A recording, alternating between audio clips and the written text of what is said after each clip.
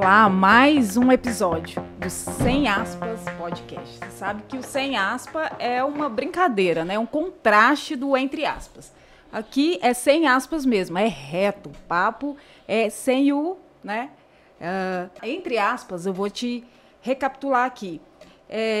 Indica ironia, né? Ou contradição, mas no nosso projeto é reto mesmo, é do jeito que é lá na ponta, né? Lá aonde cada profissional trabalha, faz e ele mesmo é que sabe. Então aqui é geração de valor social, é informação e hoje nós estamos com a convidada, hein, Theo? De arrasar. Olha, vou falar uma coisa para você. Antes, eu quero que você preste atenção no que eu vou te dizer. Tá vendo esse link que está aí embaixo? Acesse esse link, compartilha com o pessoal. E você que quer apoiar esse projeto, Projeto Sem Aspas, que vem para realmente trazer essa mensagem de maneira clara, objetiva, sem blá blá blá, sem rodeios, apoie. Tá? Entra lá, faz o Pix e se você quiser também ser um dos nossos patrocinadores, eu quero convidar você, manda o e-mail que está aqui embaixo, aqui do vídeo, tá bom? Aí fala com a nossa assessoria. Agora, Lud, eu vou falar uma coisa para você. Você já se imaginou, de repente você abre um Reels do Instagram, você gostou do meu inglês? Reels. Nossa. Do Instagram, aí você vê uma Gostei. palavra assim, melancólico. Ei, eu já fico pensando. Aí depois você vê assim, óleo fleumático. Eu já procuro... Óleo sanguíneo. Não, eu já tenho os nomes. Eu pergunto, aí tem muita gente que fala assim, o que é isso aí? Temperamentos. Agora, temperamentos, você é nervosa, por que o seu relacionamento não está legal com seu pai, com a sua mãe? O que você pode fazer para conviver bem em sociedade? Mas não é só temperamento, você sabe, né? Ela é advogada, Ixi. professora, psicopedagoga.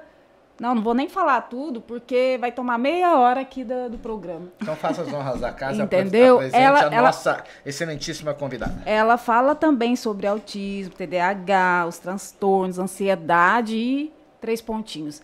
Hoje nós falaremos com a Franciele Campos. Fran, continua, prazer te receber. Ela vai falar sobre temperamentos humanos, né, que são áreas que ela aborda, mas a gente vai ampliar e falar sobre muitas coisas importantes. Prazer ter você aqui, Fran. Prazer. É uma amiga, é uma parceira, colaboradora da vida, dos projetos. Obrigada, Fran. Obrigada, que honra, Theo. Obrigada, Lud. Gente, eu vou, ainda bem que está sendo gravado, que eu vou ouvir essa apresentação assim, várias vezes. Mas é uma honra estar aqui e eu gosto muito desse assunto, né? Particularmente temperamentos, porque realmente muda a vida. Quando a pessoa entende como o outro funciona e como o temperamento não muda, realmente explica muita coisa. E eu quero que vocês entendam e descansem nisso, né? Eu falo que os temperamentos é a ciência do amor mais raso, do amor primeiro, de entender o outro de cara e falar, não, é o temperamento dele e tá tudo bem, tá tudo bem. Interessante que eu acompanho a Fran, já tem uns 4 anos assim que eu conheço a Fran de maneira virtual, tá? É como se fosse um avatar, né? Nós já fizemos live juntos há uns 4 anos atrás e assim, a gente vai acompanhando, a gente vai vendo o progresso, né? E como é importante e como são temas tão relevantes que nós estamos tendo, né? Coisas que nós não nos atentávamos há anos atrás, questão do temperamento, né? Poxa, por que o temperamento é tão importante? Mas antes disso, eu queria que você falasse um pouquinho de você, Fran. Quem é você? Quem é Fran? Fran é mãe, né, de 2 meninos lindos, o Arthur, de 8 anos, e o Daniel, de 12 anos. Fran é apaixonada por Jesus. Eu amo o Senhor, meu Salvador. Fran ama educação, né, desde pequena. A Lud até falou advogada, mas eu fiz direito, mas a educação sempre pulsou no meu coração. E depois fiz pedagogias, sem aspas o programa, mas entre aspas, só por fazer, fiz pedagogia. Né?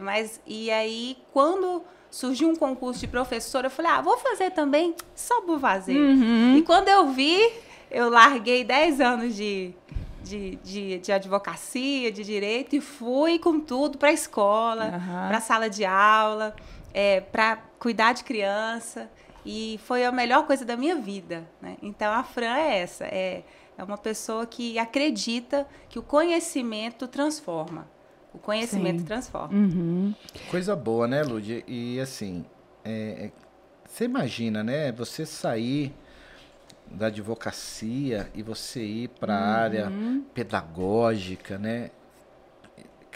Assim, eu não sei se é porque eu sou uma pessoa muito centrada, eu não consigo... eu tenho algo assim, eu quero fazer isso, eu vou trabalhar para que isso aconteça.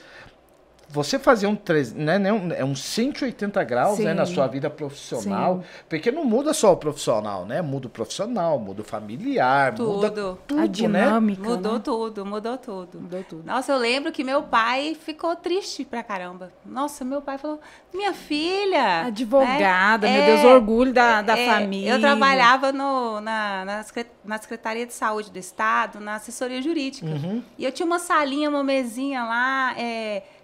tudo bonitinho, meu pai me visitava com orgulhoso, eu amo meu pai, beijo, eu amo meu pai. E aí, trabalhava meio período, né, porque eu sempre busquei trabalhar meio período depois que eu tive meus meninos, para ficar com os meus meninos. E meu pai me visitava, conversava comigo lá, né, era gostoso. Eu estava no lugar que eu gostava muito, eu não deixei porque eu não gostava. Mas eu fiz uma oração quando eu fui fazer o concurso para professora. Senhor, se o senhor quiser me usar nessa área, que o senhor me leve, né? Estou aberta. E se eu passar, é para eu ir, e eu vou. E aí, deu certo, me chamaram. Fiquei 6 meses nos 2 ao mesmo tempo para decidir realmente. Sim. E fui para um lugar extremamente estressante, numa escola. Nunca tinha entrado numa sala de aula, eu nunca tinha entrado, viu? Fiz pedagogia online, à distância. Né? Um curso aí, quando você viveu tudo isso, era, né, entre aspas. Sim. E agora você está falando a realidade, né, sem aspas. Para né, mim era um grande sonho, né? Então, eu achava tudo muito romântico. Quando eu cheguei na escola e vi aquele cenário da educação sem educação, eu fiquei muito triste. Foram 6 meses de muito choro, de muito pânico. Eu entrei numa sala de aula pela primeira vez já como professora efetiva, né? Tô bancando a pompa de que eu tinha experiência, não tinha. E muito romântica, sorrindo para os alunos. Eu lembro que um aluno me perguntou assim, professora, qual a próxima aula? Uma criança. E eu falei, não, a próxima aula é tal. Eu olhei no horário. Professora, você me respondeu e você não brigou. Eu falei, por quê? Ele, não, porque todo mundo briga quando a gente pergunta qual a próxima aula. Assim, eu vi um cenário onde as crianças estavam acostumadas a serem tratadas com falta de educação, sabe? A serem tratadas com rispidez. Eu fui chamada a atenção na escola porque eu sorria muito. Falei, sério, você sorri muito para as crianças. Não pode. Não pode. E assim, num lugar de muita reclamação, de muita murmuração, um lugar pesado, né? E aí, eu falei, nossa, será que eu vou dar conta de continuar sendo eu aqui, né? Mas aí, e mesmo eu comecei até ganhando menos, mas depois de 6 meses eu falei, não, eu tenho que seguir, é aqui mesmo. Porque lá eu era a Fran, Sim. E foi maravilhoso. Aí pedi a exoneração do Estado e fui ser professora com tudo. E aí, de repente, eu já estava na coordenação pedagógica, quando eu vi, eu já fui para a secretaria, mas eu entendi que o meio não tinha o poder de influenciar, que a gente tem poder para influenciar, né? Então, e a minha maior vitória foi quando os alunos começaram a querer ser professores, me vendo. Né? Por quê? Porque aquilo era bom. Eles viam eu feliz naquela atitude. Enquanto a maioria dos professores querem deixar de ser professores. Querem deixar a sala de aula, querem deixar a profissão. Eu estava lá falando, não, é bom. Tem esperança. Interessante, você falou um negócio aí. Eu lembro que quando eu tinha lá meus 12 anos... Eu tinha uma professora de geografia chamada Sandra Sena. Se você estiver vendo esse podcast, lembre-se, tá? Desse nome. Lembre-se de mim. Você acredita que eu olhava essa professora lecionar e eu me apaixonei pela educação através da aula dessa professora, e eu fui querendo ser professor. Eu quero ser professor por causa dessa professora.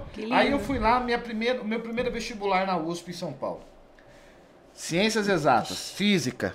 Não sei nem o que aconteceu.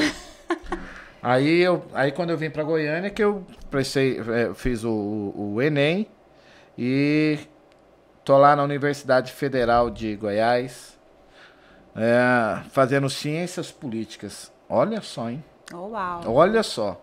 Mas isso é bom, isso são histórias assim que demonstram que, primeiro, não tem desculpa para não ter estudo. Nós temos uma pedagoga que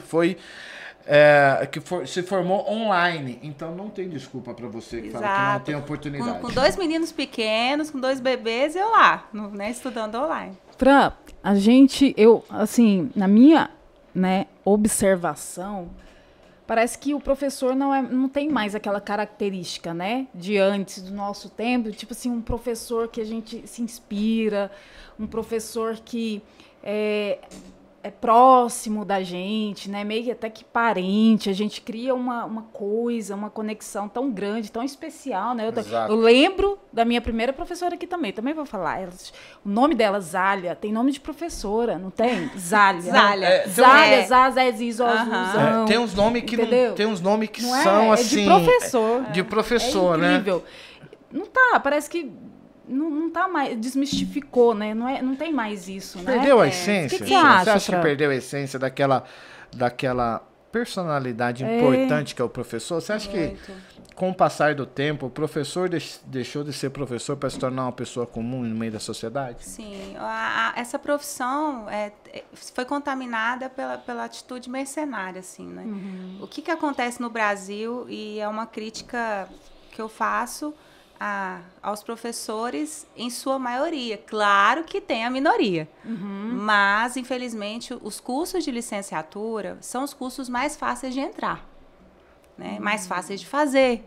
Então, a pessoa não sabe que profissão seguir, não, é mais fácil entrar numa faculdade pública por um curso de pedagogia, por um curso, o outro é mais concorrido, a nota de corte é maior. Então, muitos entram pela facilidade e não porque querem ser professores. No concurso que eu entrei da prefeitura, muitos tomaram posse, muitas pessoas que fizeram mestrado, doutorado, tomaram posse e foram para a escola. Pessoas estudiosas, mas que não queriam ser professores. E muitos pediram exoneração de cara. Não, ficaram 1, 2 meses e saíram do concurso, né? Por quê? Porque a realidade da escola exige esse romantismo, exige esse ideal. Então, o professor que não tem isso, ele não consegue ficar. E o que fica, porque precisa do dinheiro, está sonhando com outra profissão e está fazendo um dano muito grande aos alunos, né? Então, se o professor tem que ser inspiração. Não é uma profissão que, como um mecânico de carro, que você vai lá, conserta o carro e não tem nenhum envolvimento com o dono do carro. O professor, ele tem um envolvimento afetivo com os alunos. É um movimento de afetividade. Ele está afetando aquela criança, aquele adolescente. E se ele afetar para o mal, para a indiferença, ele pode estragar a história de alguém. Então, o poder do professor é muito grande. É muito grande. Incrível. Eu observo que, assim, tem muitos professores hoje reclamam, né, das crianças, né, sem disciplina, mal educadas, não sei o quê. Ok, é uma parte da situação. Mas aí eu vejo também esses mesmos professores mal educados, fala bobagem, grita, xinga. Eu penso, uai, né? E aí? Sim, e a gente não ensina o que a gente não vive.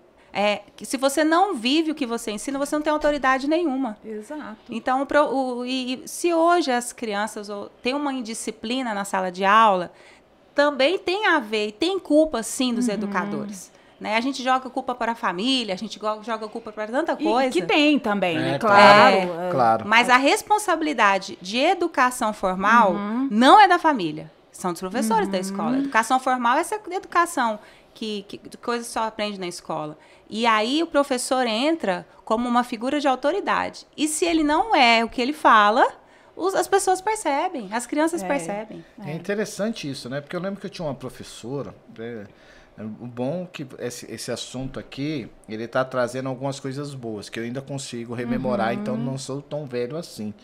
Eu lembro que tinha uma professora... Ou bom de memória. Não, a né, mais Tela? velha aqui nessa mesa sou eu. Aham, tá bom.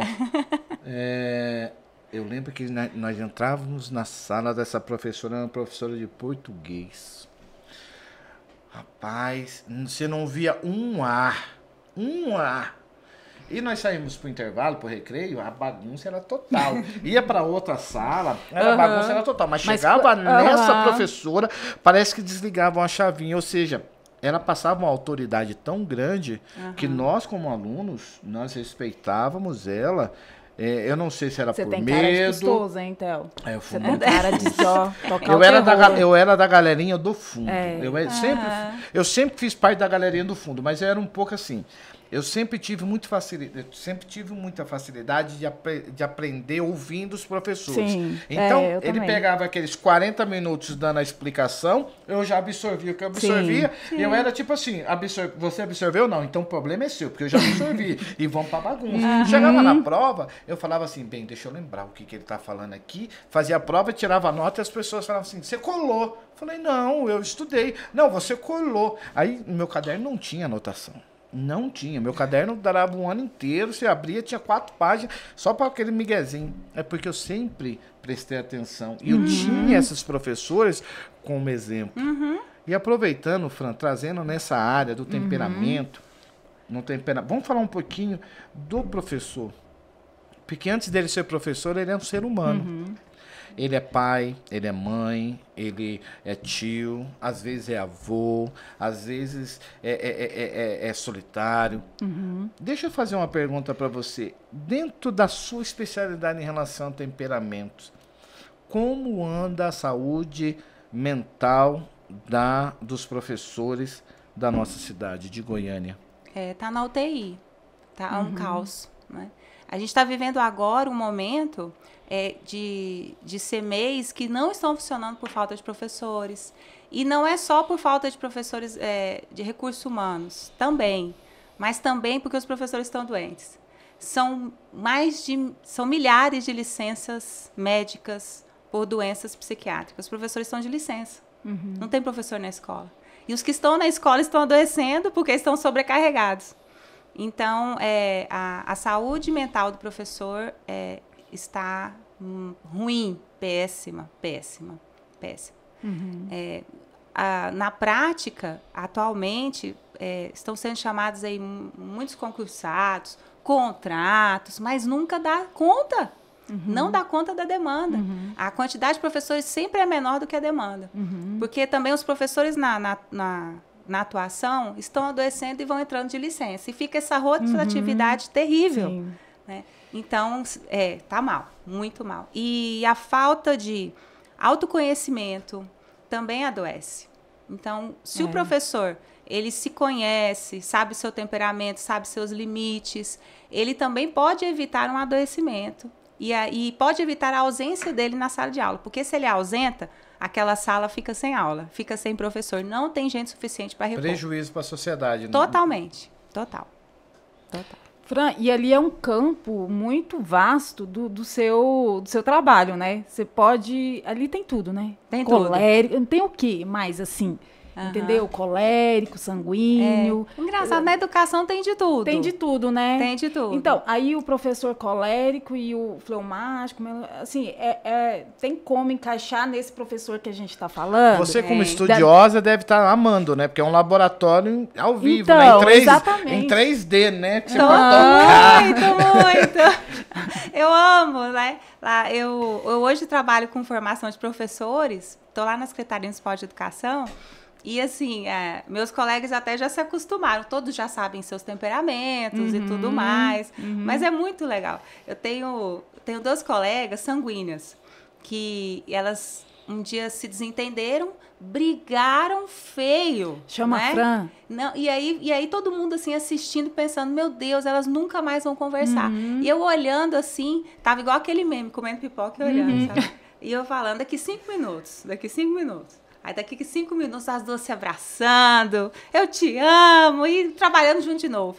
Falei, é isso, eu sabia, sanguíneas, né? Em Gente, 5 minutos, passa rápido. Para você que não sabe, a Fran ela vai falar um pouquinho o que que é isso, o que que é ser sanguíneo, o que que é ser fleumático, o que que é ser...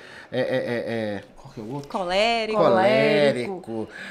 O que que é isso? Que nomenclaturas são essas, até mesmo para você talvez se identificar aí, tá? E isso, eu garanto para você que isso vai facilitar o seu convívio. Fran, de maneira bem resumida, para o famoso, para o povão entender, explica para nós o que que é essa questão. O cara é sanguíneo, a pessoa é colérica, a pessoa é fleumática, melancólica. Sim. Consegue fazer um resuminho assim, bem simplesinho? Consigo, vou tentar, prometo. Nada que 2 horas a gente não consegue. Ah, então tá bom. Mas o que é uma ciência dos temperamentos? É uma ciência descoberta pelo pai da medicina, Hipócrates. Então, depois, o médico Galeno, depois de Cristo, desenvolveu melhor essa teoria, chama teoria humoral. Ele relacionou doenças a comportamentos e chamou de temperamentos. Então, isso se estendeu até hoje, é muito usado na psicologia e na psiquiatria.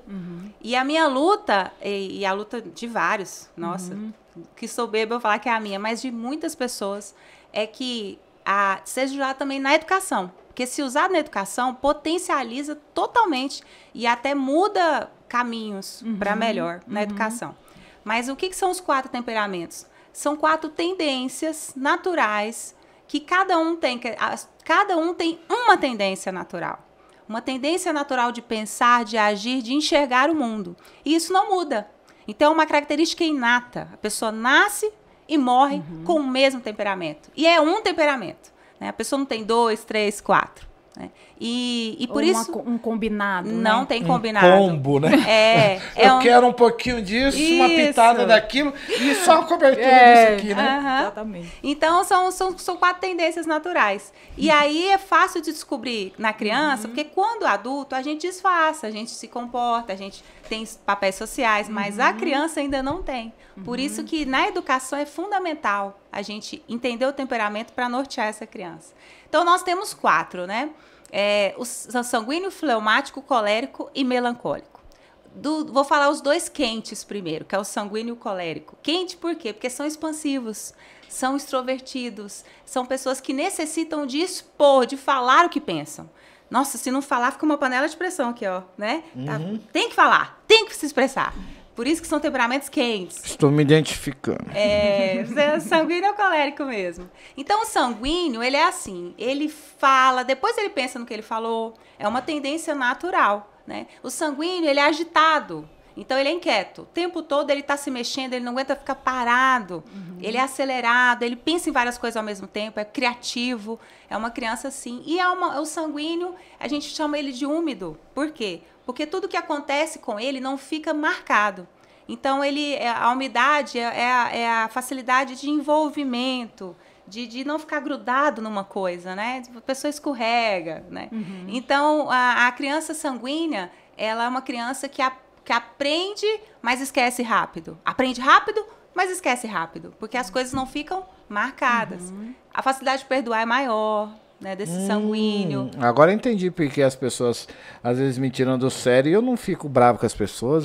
Porque se você for sanguíneo, você não fica marcado, aquilo não fica ruminando em você.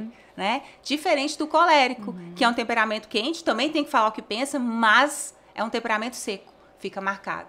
Então é aquela criança mais competitiva, que se perde, acha ruim, que fica... sabe, chateada com a professora, chateada com o colega, né? Por quê? Porque ela fica marcada. É um adulto muito competitivo, que gosta de falar, que gosta de ser líder, que não gosta de ser mandado, que gosta de mandar. Esse é o colérico. E nós temos aí os 2 temperamentos frios, que é o melancólico e o fleumático. Os 2 não precisam de expandir. Eles ficam bem na deles. Tá tudo bem. Tá tudo ótimo, né? Então, o melancólico e o fleumático falam se perguntarem, né? Tem que ter uma abertura para isso, senão eles vão ficar na deles. E eles gostam disso, né? Não tem essa necessidade. E o melancólico, ele fica na dele, mas ele, pouco reativo, né? Reage devagar, o fleumático reage devagar. Mas o melancólico, como o colérico, tudo fica marcado. Então, aquela pessoa que não é reativa, mas guarda tudo. guarda tudo, melancólico, né? Então, aquela pessoa mais profunda, que sente mais tudo, sente muito, né? Então, o pessoal acha que o melancólico, às vezes, pode ser exagerado, mas não é, porque realmente ele sente mais. Imagina uma criança melancólica na sala de aula, né? Que sente mais. Se a professora briga, você errou! Esse você errou. Falei mais nada, só isso. Você errou. A criança melancólica não vai esquecer mais. Aquilo vai ficar marcado. Ela vai se afastar daquela professora. Ela vai ficar triste. Talvez ela nem aprenda direito mais. Porque aquilo ela sente mais. Se fosse um sanguíneo, no outro dia já tinha esquecido. Já tinha, a professora falou o quê? Né? Agora... Até gosta, né? Você fala assim, você errou. Errei por quê? Né? O melancólico ele vai guardar. Ele não vai reagir, vai guardar. E o fleumático também não reage. Mas o fleumático, ele não guarda igual o melancólico. Então, para ele tudo bem, tudo bem. Então, ele é mais passivo, ele é mais influenciável, porque como ele quer agradar todo mundo e não quer briga, confusão, ele coloca ele para cá, ele vai, coloca ele para lá, ele vai. Fleumático. Então, são os 4 temperamentos. E isso muda totalmente o modo como aprende, como se relaciona e como desenvolve a personalidade. Os temperamentos é o chão da sua personalidade. É ali que sua personalidade vai ser construída. Entendi. Tem gente que né? ouvi dizer que uma pessoa falou assim, temperamentos é igual astrologia. Tem muita gente que pensa que isso. Relaciona, que relaciona. Né? Gente, não tem nada a ver, tá? É uma ciência médica, né? Então, é comprovado, não é uma coisa inventada agora, é uma teoria antes de Cristo. Então, assim, já tem um tempinho, né? E é uma ciência de observação. Então, fiquem tranquilos, assim, saber o seu temperamento não é misticismo, é ciência e faz muito bem. Interessante, você tocando nesse assunto, até mesmo na educação, se você tem um profissional que está lidando diretamente com o aluno, se ele identificar essas características e ele tiver aptidão, for treinado para isso, ele consegue conversar com um aluno diferentemente de outro aluno, seria isso? Perfeito. Isso. Mas existem essa capacitação para fazer, vamos supor, se você olhar para mim, você olhar para a Lud, você consegue, com 5 minutos de conversa, você consegue identificar pelo menos características desses temperamentos? Sim, se a pessoa entender bem os 4 temperamentos, com 5 minutos de conversa, sim. Sim, se eu direcionar algumas perguntas e observar, sim. Mas tem que conhecer, né? E o professor que conhece os 4 temperamentos, ele vai saber o temperamento de cada aluno. Entendi. E aí faz toda a diferença. Por exemplo, um professor com um aluno sanguíneo, você mesmo fala que aprendia rápido. O sanguíneo, ele aprende rápido. Por isso, ele não tem paciência com trelelé, com mimimi, com discursos longos, não é? Por quê? Porque ele já aprendeu, tá bom, próximo, não é? Ele já quer fazer outra coisa. E então, uma professora que é muito prolixa, que enche o quadro de coisas, enrola demais, para o sanguíneo é péssimo. Ele vai se desinteressar, ele vai fazer bagunça, ele vai fazer outra coisa, né? A aula tem que ser extremamente atrativa, dinâmica para um aluno sanguíneo, diferente do melancólico. Esse professor prolixo, que enche o quadro, que faz... Para o melancólico está maravilhoso. Ele vai aprender, ele vai se aprofundar, ele vai escrever. Ele vai escrever. Ele vai fazer margem. O sanguíneo não gosta de margem. Não. Você fica imaginando, deve ser uma coisa doida, né? Porque assim, são 20, 30 pessoas diferentes, temperamentos diferentes, com uma pessoa só. Uma professora. Que talvez ela seja melancólica ou fleumática. Então. Como que a pessoa ela vai se adaptar? Porque assim, ela tem que ser um camaleão educacional, que a cada 2 passos ela tem que mudar seu temperamento. Como fazer isso nos dias atuais? E aí talvez essa seja a pergunta que vale $1 milhão. Exatamente. E aí está o papel do professor. Eu quero ser professor. Porque se o professor não quiser, ele não vai ter esse amor e essa paciência, né? E eu vou comparar com a educação de filhos. Quem tem filhos sabe que não são iguais. E os pais que reclamam, nossa, eu tive 4 filhos, eduquei igualzinho, um não deu certo e o outro deu certo. E eu fiz tudo certo, eu fiz tudo igual. Então, o erro foi fazer tudo igual. As pessoas não são iguais. As pessoas têm demandas diferentes, necessidades diferentes. E o professor, para ele ser bom professor, ele tem que enxergar isso. Senão, ele vai, na sala de aula, fazer sucesso para alguns e o fracasso para os outros, fazendo a mesma coisa. O professor, ele precisa enxergar o aluno. E, sim, ele vai dar conta de se relacionar diferente com cada um. Ele vai dar conta. Vai. A gente consegue isso com filhos, consegue isso com vários filhos, o pai e a mãe que tem sabedoria. Então, e como o professor faz isso em sala de aula? Né? Se eu tenho aqui um aluno colérico, eu sei que ele é colérico, né? Ele vai terminar a tarefa primeiro, ele vai aprender muito rápido, né? E aí eu sei que o colérico gosta de liderar. Ele gosta de resolver problemas. Então, esse aluno colérico, eu já vou chamar para me ajudar. Você vai ser o líder da sala, você vai me ajudar a corrigir a tarefa dos seus colegas, você vai ensinar quem tem dificuldade. Pronto, já direcionei esse aluno. Aí eu tenho aqui um aluno fleumático, na mesma sala. Ele vai demorar mais a terminar a tarefa. Né? Ele está ali entretido, está lá voando, quietinho, invisível. O aluno fleumático é invisível, porque ele não dá trabalho. Quietinho. Eu vou olhar para esse aluno, puxar o colérico para me ajudar. Fulano, vai ajudar seu colega lá na tarefa? Ele está precisando de ajuda. Ótimo par, fleumático e colérico. Né? O que falta não sobra no outro. O fleumático vai ensinar o colérico a ter paciência, porque ele vai mais devagar. Mas ele não vai ficar impaciente de ver o paciente demais? Não vai, porque aí, se o colérico, nessa atitude, ele vai desenvolver a virtude da paciência e da humildade que ele precisa desenvolver. Ele tem? Ele não tem, ele vai desenvolver com a ajuda do professor, com a ajuda do educador. É o famoso check and balance, peso e contrapeso.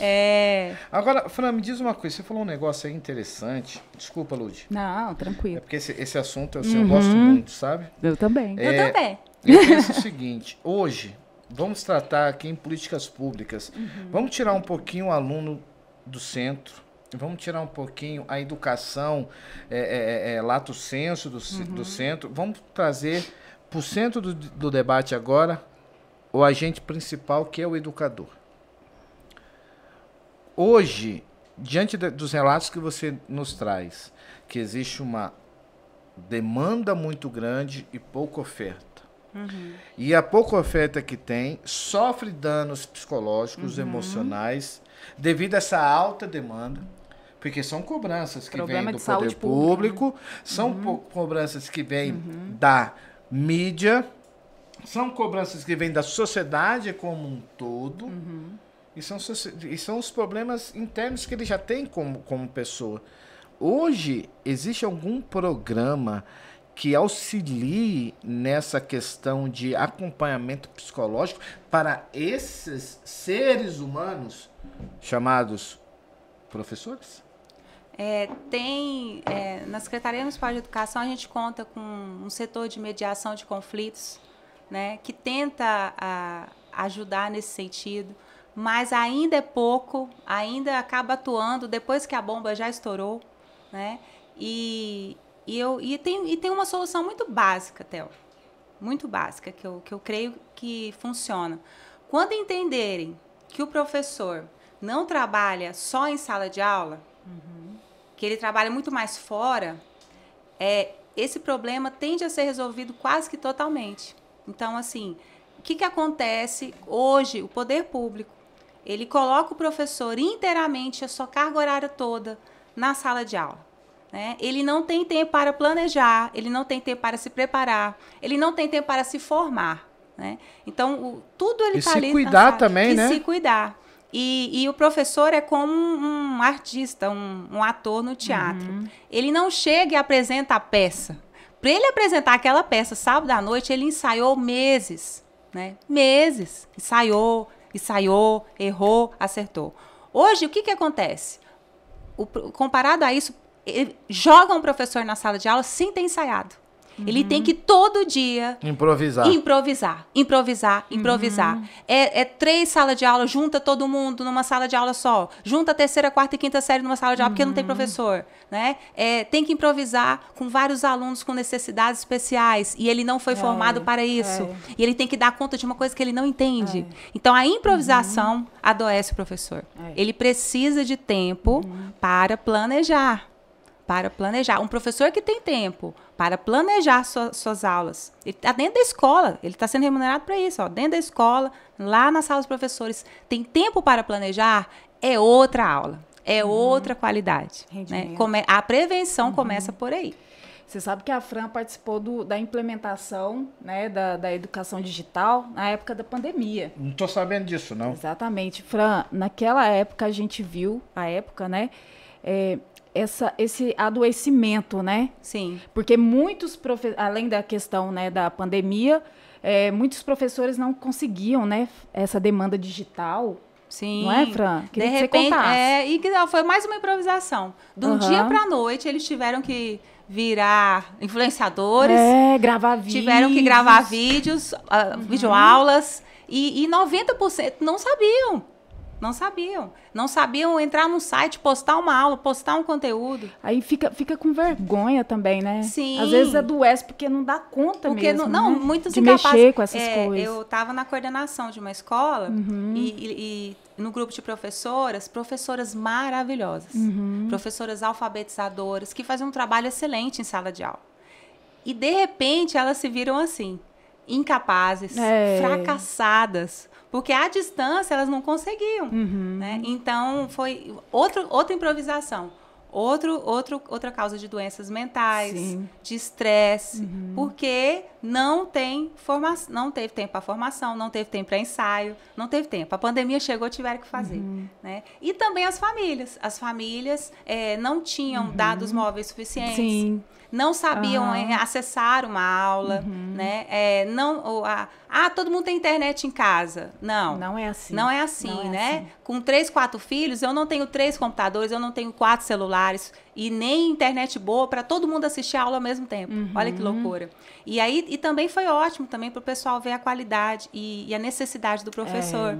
Né? A mamãe e o papai viu que o professor do lado faz toda a diferença. É o que eu falo, a afetividade. A presença do professor também, né? A presença do professor ele influencia a vida do aluno, totalmente. Interessante, você falou, mudando um pouquinho, não é mudando, né? Mas levando a prosa para um outro questionamento, algo que a sociedade hoje, né, a educação, ela tem que estar convivendo agora, são as crianças com TDAH, né? Como que está sendo preparado? Porque assim, eu sou adepto da seguinte ação, eu não faço inclusão excluindo. Para mim não existe isso. Inclusão é você colocar algo no meio. Não é você ter que tirar.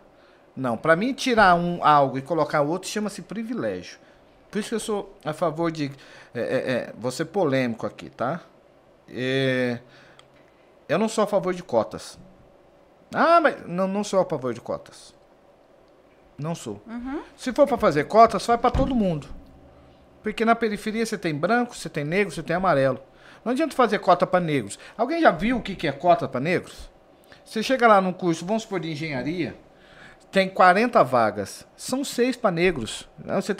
Você tá fazendo uma seleção natural como se fosse um apartheid segregacional de maneira elitizada. Então, assim, eu sou totalmente contra esse discurso que permeia a sociedade. Não, nós precisamos incluir. Vamos incluir. Mas, em detrimento disso, eu preciso excluir um negócio. Não, para mim isso não funciona. E isso faz com que? Porque nós estamos vivenciando isso nas escolinhas da nossa igreja. Nós estamos... E isso gera até uma certa barreira com a própria família. Porque às vezes, meu filho vai atrapalhar, meu filho não... Só eu consigo cuidar do meu filho. A nossa igreja está se preparando para isso, para cuidar disso. Agora, mas isso nós estamos falando para 2, 3 crianças numa igreja. Vamos falar agora no nível municipal. Sim. Como que a educação de Goiânia está se preparando para incluir essas pessoas como pessoas normais. Elas são pessoas normais, elas têm DDH, elas precisam de um cuidado diferente, mas elas são pessoas. Sim, exatamente. E o transtorno de hiperatividade, déficit de atenção, é um modo de funcionamento cerebral. Né? Então, não é uma doença, é um modo de funcionamento. Assim como também o transtorno do espectro autista. Né? Então, o professor precisa entender isso para tratar isso com com naturalidade, com respeito. E a inclusão, você disse perfeitamente, inclusão é isso. Inclusão não é separar. Inclusão é todos juntos, de modo que eu não faço mais diferença entre um e outro. Né? O menino com TDAH na sala, ele não pode ser o rotulado, olá o TDAH. Né? Precisa ser natural o relacionamento das crianças na sala de aula. O professor não pode tratar com diferença, né? E repartir, excluir. Existe uma inclusão falsa nas escolas. Né? O aluno está lá dentro da sala, mas está excluído dentro da escola. Excluído. Né? Não tem atividades compatíveis para ele, acaba tendo alguém que tira ele da sala e acompanha ele à parte. Aí a inclusão na teoria, mas na mas prática, sem inclusão de fato. Né? E aí esse problema precisa ser olhado com atenção, porque, de novo, a gente volta na questão do professor que precisa de tempo de ensaio. O professor precisa de formação. E a maioria não tem. Tá? E a maioria não tem nem forças para buscar sozinho. O professor hoje busca formação sozinho, à noite, de madrugada, no final de semana. Ele precisa ser cuidado e formado. E é papel do poder público fazer isso. Interessante, né? Você falando isso daí, eu convivo isso na universidade. Lá tem os povos originários, os índios, tá? É índio. Que diz que é inclusivo, não sei o que. Esses dias eu estava vendo um pessoal reclamando, porque ficou só no discurso. Eles estão jogados na universidade. Eles querem incluir sem dar condições. Né? Mas agora a minha preocupação maior esse é bacana, mas e o professor? E o educador? O que o poder público tem feito para que ele também se sinta incluído dentro do processo? Porque da maneira que está, ele está, entre aspas, tá? Porque a conversa é sem aspas. Sim. Ele está incluindo um problema na vida do professor e excluindo o professor na questão do conceito educacional. Porque é tipo assim, a bomba não é minha. Eu preciso conseguir vaga. Tá? Vamos construir escola? Bora construir escola. Bora, uma realidade que oprime, né? Vamos fazer o concurso? Bora fazer o concurso. Tá, mas e aí? Colocou um monte de gente lá dentro. Aí a evasão aumenta. Sim. As famílias não são chamadas para fazer parte desse processo. Porque eu, no meu conceito, acredito que a família tem que fazer parte desse desde o primeiro dia de aula. Isso. Chamar os professores. Eu sou da época que tinha reunião. O professor mandava bilhetinho aqui, tinha reunião para você estar lá, falar, seu filho está assim, eu preciso da sua ajuda. Sim. Hoje, assim, a Sofia está no CEMEI, eu nunca fui chamado para uma reunião, a não ser aquele negócio de apresentação de final início de curso, do ela fez isso, ela fez essa pintura, mas antigamente, se não fosse... Agora hoje não, parece que tipo assim, vamos colocar aqui, é como se fosse um depósito de pessoas, de futuras pessoas que vão ser o que quiser lá na frente. Perfeito, perfeito. E o envolvimento da família é fundamental. Isso que eu ia falar, Fran, porque também tem, né, eu observo pelas escolas também dos meus, que a família ela não quer ser incomodada, também não quer se envolver, quer deixar o menino lá, passa o dia e depois eu venho para buscar, né? E a gente se sente até estranho quando a gente quer se envolver com a escola, né?